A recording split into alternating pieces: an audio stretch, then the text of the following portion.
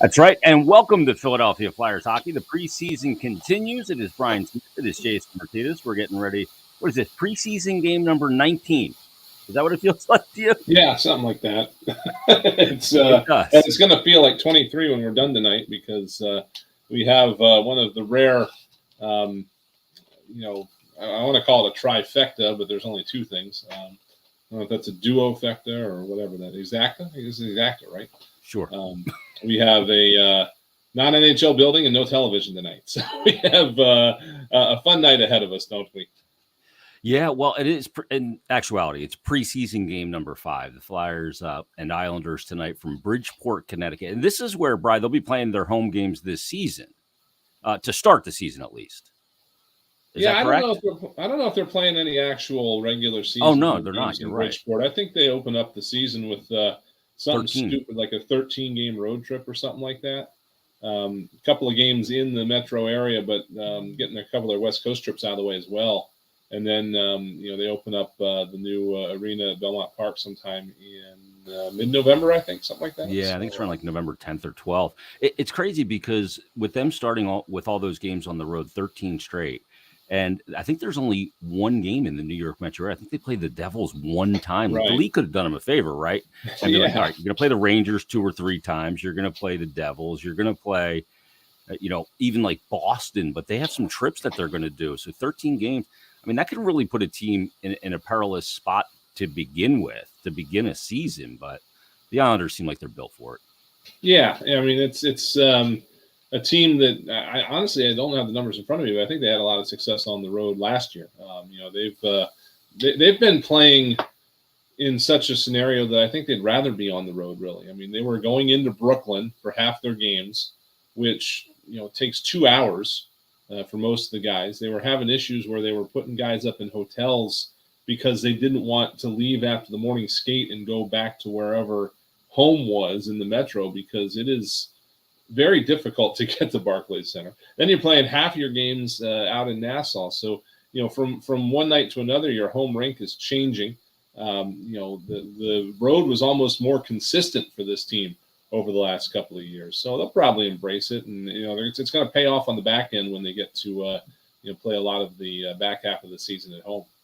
Yeah, and one of the things we saw last year, in particular in those playoffs, is that home crowd on the island. And with a new building, and, a reinvigorated fan base. Like, that fan base seems reinvigorated. Yeah. And rightfully so. I mean, their team's gone to a conference final 2 years in a row. You got to look at the Islanders as a team. Is that the team that going into this season is the odds-on favorite to be the top team in the Metro? It's definitely among the contenders, that's for sure. I don't know if you automatically put them ahead of a Boston or anything like that. Well, Boston's in the Atlantic now. Yeah. You're right. I'm thinking last year's group. Yeah. Well, it took 1 year for me to really get screwed up in the head as far as the divisions go. On the contrary, there, then we didn't see Carolina last year. The Flyers were in a different division, but Carolina obviously had a heck of a year last year, and now come back into the Metro. So they might be for real again this year. I don't know. We'll have to see, but they're definitely top 2, 3 at least to start the season. And for what it's worth on the fan base, I don't think a lot of that fan base came to Brooklyn. It was not the same, overall. It's about as far, it's about as far away as a team can move without leaving actual Long Island, which technically they did not do. But the supporters there really embraced that team coming back to Nassau last season, and it really was neat to see them kind of return to relevance, I guess, a little bit in the grand scheme of things after again a couple of years of just not having the consistency at home that they needed. Well, and not only that, but it's never easy to get around New York anywhere, right? Right. Yeah. So that's part of it. And then the other thing with that team is they just didn't play an exciting brand of hockey for a period of time, and maybe they still don't. But the Flyers did make some moves today. I think we're going to see probably more tomorrow and in the coming days as they whittle down the roster. They did send 8 players out, including goaltender Samuel Urson, Logan Day, Samu Tumala, Mason Millman, Maxime Sushko, Wyatt Wiley, Max Willman, who we spoke to last night on the broadcast, and Matthew Strom. And also Elliot Denoye was returned to his junior team in Halifax in the Quebec Major Junior League. So they've got it down now to 42 players. So we're starting to see kind of what this is going to look like, and the roster cuts. I don't know if that's the right word or not, but they continue for the Flyers as well. Do you expect more tomorrow, Schmitty? Is that whittled down further? Yeah, I would imagine so. Usually, it seems Lane Vigneault's habit is to want to treat that last exhibition game like a regular season game, if you will. And he talked to the media tonight, about an hour and a half ago, and indicated that he thought the team would be down to 24, 25 guys by tomorrow and heading into the final preseason game. It feels like this is later in camp than in recent memory that the Flyers have made their first big cuts. But what kind of slipped by me was that the Phantoms have a preseason game of their own tomorrow. They needed some players. They have some AHL only contracts down there, but I don't believe they had necessarily a full roster to work with if the Flyers didn't give them who they gave them today. So that definitely played into it somewhat. Did see on Twitter that that Ian LaPerriere was probably going to meet with the media today, but they had to cancel it because he lost his voice from yelling so much in the early camp down there. So great. He's off and running with his enthusiasm. But welcome to being a coach. Exactly. So yeah, I think this is going to be one of the interesting storylines in this game. I think is from what we understand, Adam Clendenning and Nick Seeler are going to be paired together, and that's probably one of the biggest decisions the coaching staff has left is which one of those guys to potentially keep and which one to send to Lehigh Valley to start. And it's a big decision because I'm pretty sure both of them would have to clear waivers to go down. And once they're up, clear to go down again. So it's going to be an interesting night from that perspective, looking at those two guys. Yeah, and there's some other players like German Ruptov who's has to clear waivers as well when he eventually is assigned. So that will be something. The waiver wire is always interesting this time of year to see who clears, who doesn't. And I mean, for the most part, a lot of these guys will clear, but you never know, there could be a surprise somewhere. Well, it's a roll of the dice because the one thing that teams trying to send guys through waivers have going for them is if somebody gets claimed, they have to stay on the NHL roster for the rest of the year. So the team that's picking them up has to make darn sure that they have a spot for the guy and aren't just going to be carrying them dead weight for the course of the season. So that's the one thing that happens with that. The two goaltenders tonight are Felix Sandstrom and Martin Jones, and on the release today of the roster, Felix Sandstrom was listed above Martin Jones. Now, he is a lower number, so he's 32, and Martin Jones is 35. I'm not sure if that means Felix will start the game tonight or get some action tonight. We'll find that out. But one of the other interesting things about this game tonight is this is Rasmus Ristolainen's game against a team that was one of the reasons why he's here. Because you look at the Islanders, and they've got tremendous size, big, strong players up front.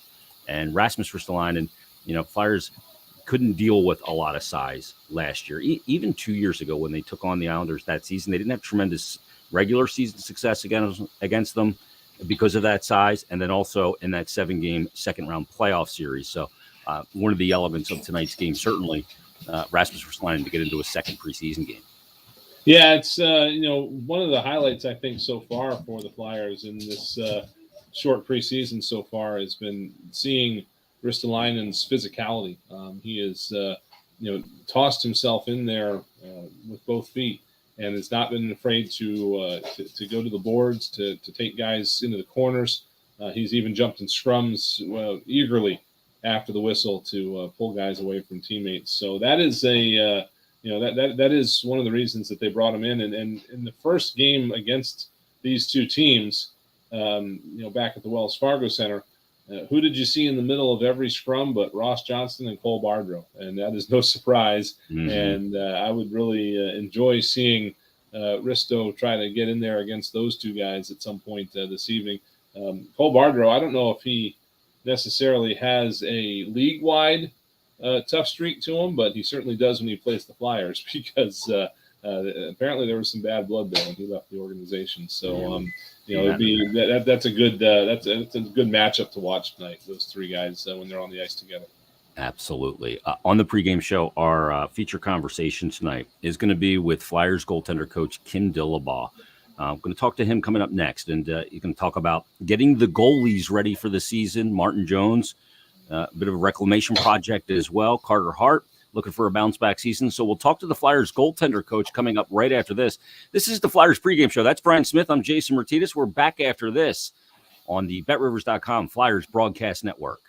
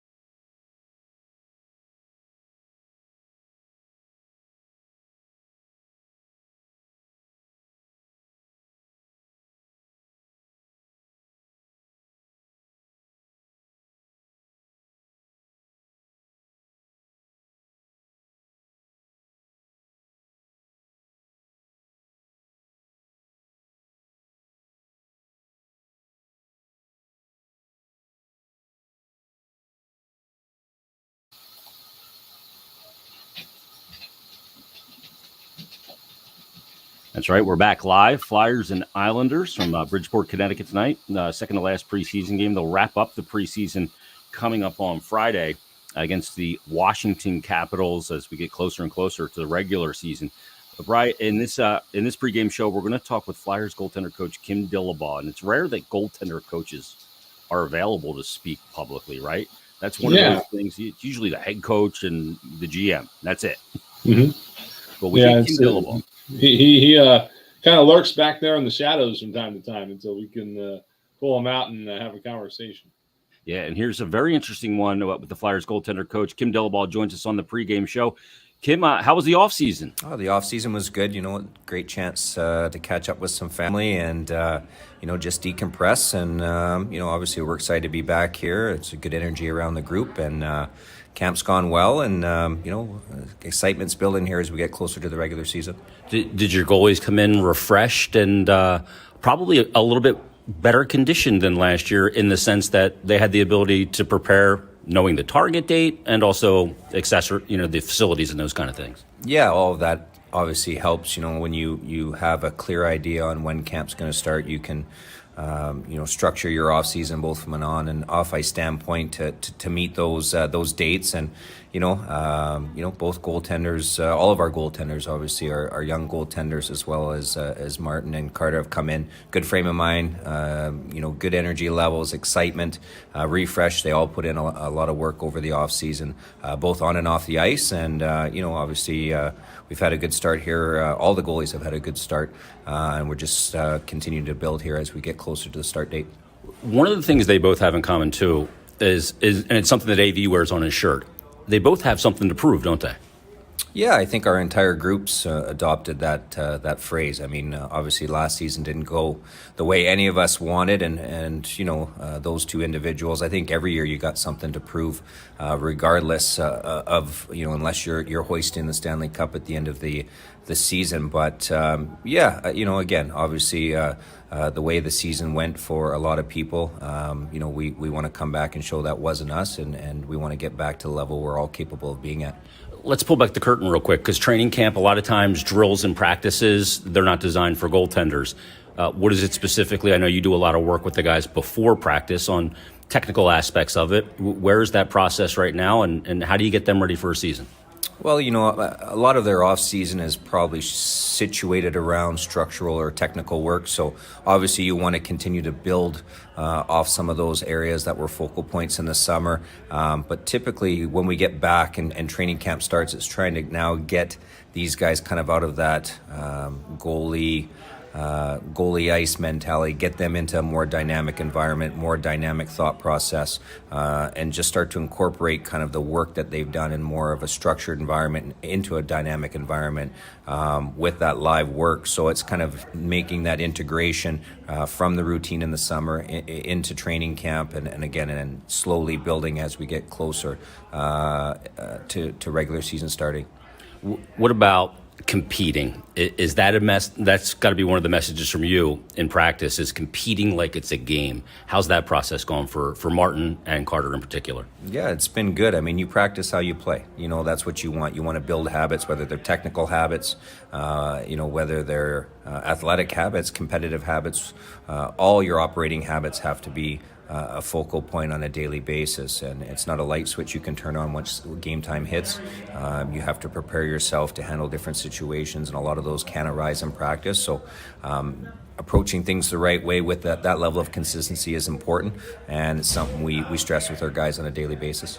When you talk about, both of these guys, Martin Jones and Carter, are there similarities in their approach in their games that maybe the layman doesn't see? I guess there would be some. I think most goaltenders nowadays have some underlying elements to their game that are very universal. Again, makeups are unique, and we want our guys to have uniqueness to them. They all, obviously have an underlying kind of platform or foundation that we want everybody to kind of incorporate into their game. But, so you'll see that obviously in terms of, some of this more basic routine situations, but obviously, you want them to be their own individual. And I think that's what makes each guy special in their own way. With Martin, you worked with him in the LA Kings organization earlier in his career. He had that .896 save percentage the last 3 years in a row. What is it about that comfortability with you and with him that's going to get him back to playing at the level that he's capable of? Well, during our time, obviously, I've known Martin for a lot of years. Even before he joined Los Angeles, and we signed him as a free agent. I guess it was the summer after his draft year, and again, I think a lot of it's about dialogue. I know his game well. I know certain things that I feel are that we feel obviously that are staples in his game, things that we need to prioritize. Obviously some things that we just want to solidify and get him feeling comfortable with. So, again, we had a good working relationship. We see the game very similar, and we know what works for him and with his makeup. So I think that continuity, the flow of information back and forth, what he's seeing, what I'm seeing, and us being on the same page and implementing the things that we want to get him playing at the level he's capable of. You saw the moves that Chuck Fletcher made this offseason, and he's got a lot of veteran experience and upgraded defense corps. That speaks to the goalie's environment. Something like last year where there's a lot of breakdowns can prey on a goalie, and it did last year in a COVID world, especially where there's isolation for a young goaltender like Carter. As you see him come into this season moving forward, does he seem more mentally relaxed this year, with those upgrades and ready to go back out and be the goalie that everybody thought he was? Yeah, that's probably a question better answered by him, but just in terms of the changes that we've made from a roster and organizational standpoint. I think when you look at the defensive side of the game, it's not just defensemen and goalies. There's forwards involved too. We want to get back to defending as a 5-man unit, and I think that's important. And there's obviously some transition and to work through when you get new bodies in your lineup in all 3 zones. So that'll be something we have worked on and something we'll continue to work on. And obviously the comfort level for goaltenders and how defense are playing certain situations, having good dialogue, good communication.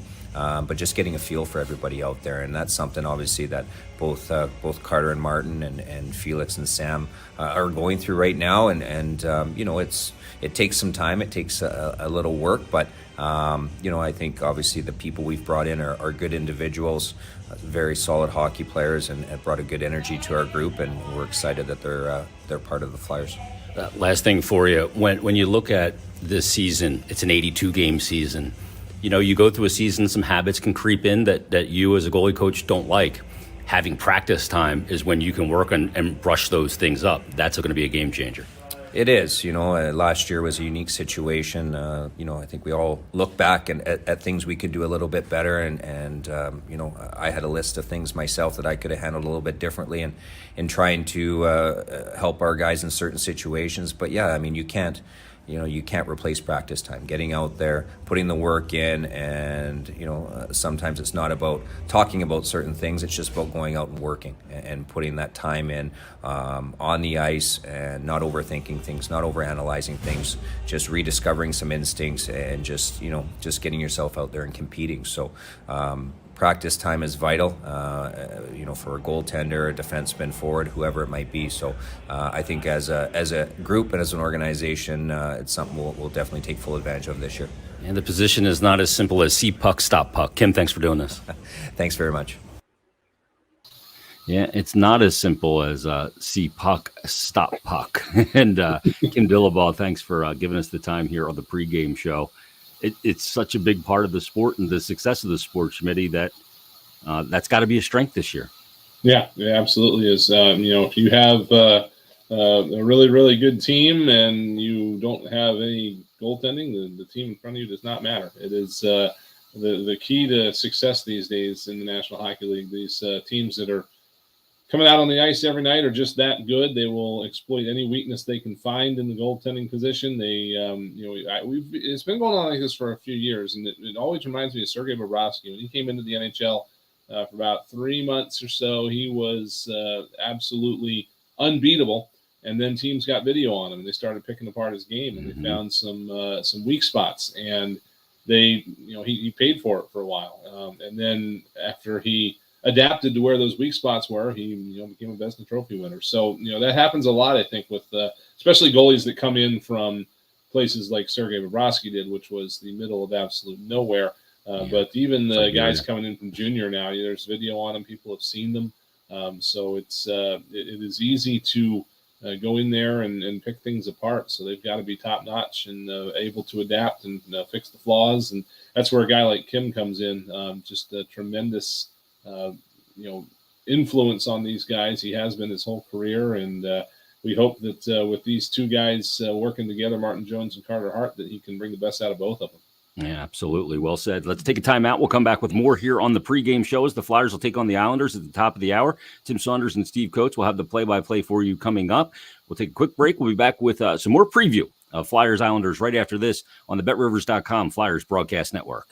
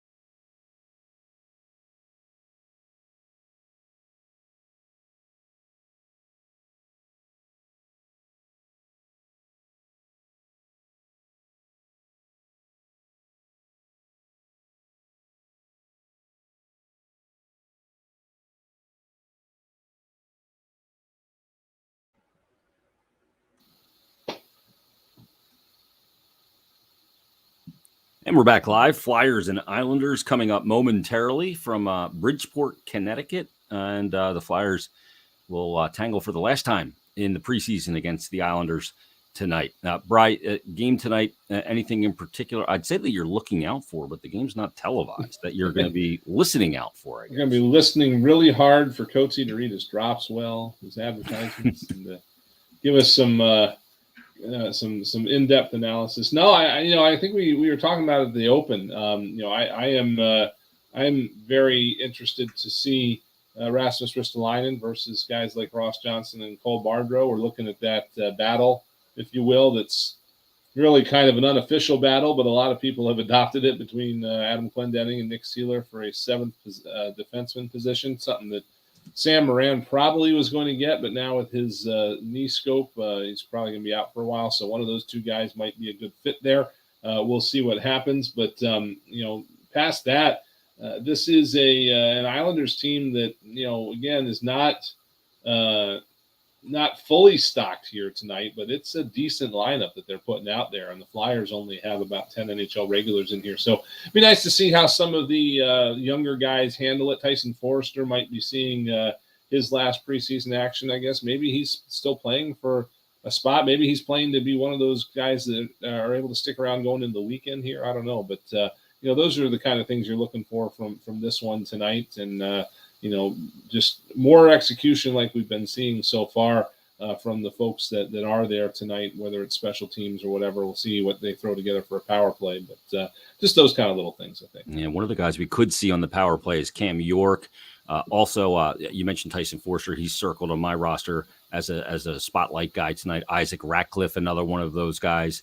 And then you also look at a guy like Linus Sandin, who's not a kid, but is trying to make an impression here to perhaps probably not make the team out of camp, but be one of the first call-ups should they need it. And then also, for this game tonight, you got to look at, Derek Brassard is a guy that, played for AV and I thought really shone well the other night when he played at the Wells Fargo Center. And we'll see some of the, veteran guys in there. Claude Giroux not in the lineup today. Did have a maintenance day yesterday. It was on the ice today. It looks like he'll be good to go for Friday, the final tune-up before the regular season, but he will not be in the game tonight as well. And we got to send out birthday wishes to Nate Thompson. Yes. He is 37 today, is it? Something like that, yeah. 36, 37. I lost track of it. Yeah, this is a guy that's got a lot of intangibles in his game, including that experience. He's got a lot of playoff experience. And, Chuck Fletcher specifically said that the Flyers missed him last year when he left. He was in uniform for like 4 games before COVID hit, then around for the playoffs, and then he left, went to end up in Winnipeg. I don't think the Flyers wanted to lose him. I'm not exactly sure what happened there, but they were quick to bring him back when they had the opportunity. Yeah, so he is going to get the game tonight as well, and we'll see if Felix Sandstrom gets some time. He's another interesting one. Talking to Kim yesterday after we wrapped up our interview, he mentioned that he's a guy that's kind of come through the system, and you like to get, Kim's been there a while now. He was in that first year when Carter was drafted. To get those guys coming through the system, it's consistent messaging and building of their game to come from wherever they came from amateur playing to the pro game. So that'll be an interesting dynamic tonight as well. But stay tuned. Tim Saunders, Steve Coates, they've got all the play-by-play action from Bridgeport, Connecticut, as the Flyers will take on the Islanders preseason game number 5 right here. Stay tuned to the BetRivers.com Flyers Broadcast Network.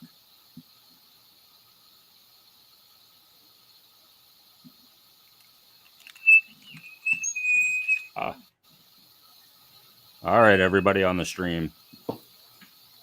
Thank you for watching. We'll be back for a post-game show with Brian and I. And for the post-game show, maybe we'll get some comments and you can read them on the post-game show as well. So thanks for watching. Enjoy the game, and we shall talk to you after. Date night. How are you this evening?